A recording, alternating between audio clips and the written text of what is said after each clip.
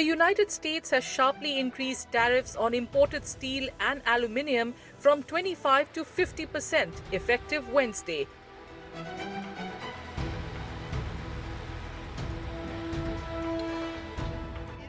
President Donald Trump says that the move is aimed at protecting American industries, arguing that the steep hike is necessary to encounter the dumping of low-priced metals by foreign countries into the U.S. market.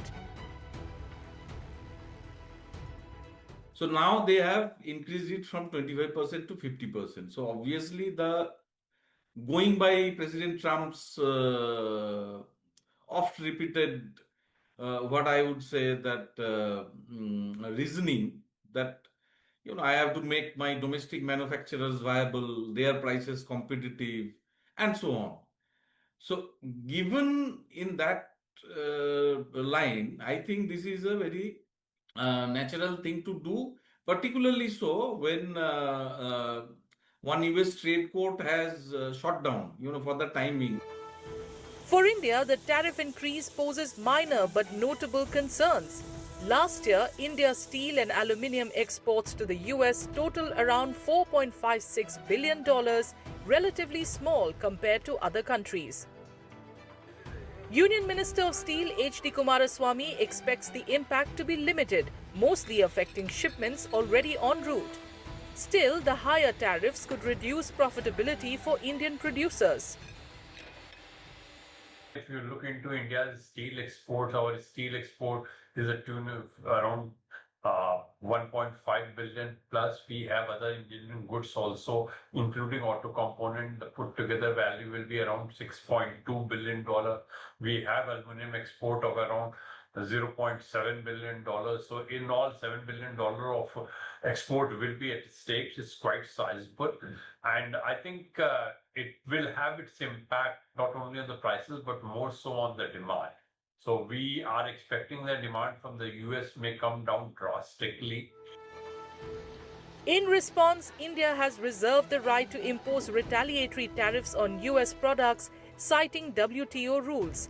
However, the US maintains that these tariffs are national security measures, not safeguard actions, complicating India's ability to challenge them through the WTO. Experts suggest India may opt for a pragmatic solution through bilateral negotiations with the US.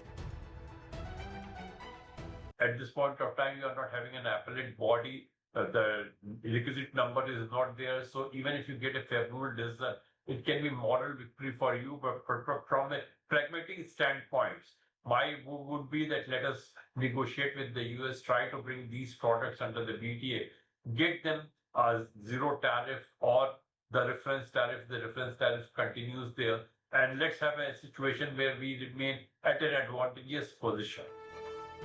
Other countries, including Canada and the European Union, have strongly criticized the US tariff hike and are preparing retaliatory measures of their own. The EU, for example, has outlined potential countermeasures if negotiations with the US fail by mid-July. So I feel that it's unfortunate for American customers, American consumers, because American goods are going to become more expensive. I don't think it will make any difference in our exports to US, as US is a big market for us and we export quite a large tonnages to various industries. But I don't think that will make a difference because we make some very special grades, special needs for the American, downstream industry. So I don't think the duty will make a big difference for us because this duty is not only on India but all over the global players. So only the prices in America will go up. Globally, the latest tariff increase by the US signals escalating trade tensions with the potential to disrupt markets and supply chains worldwide.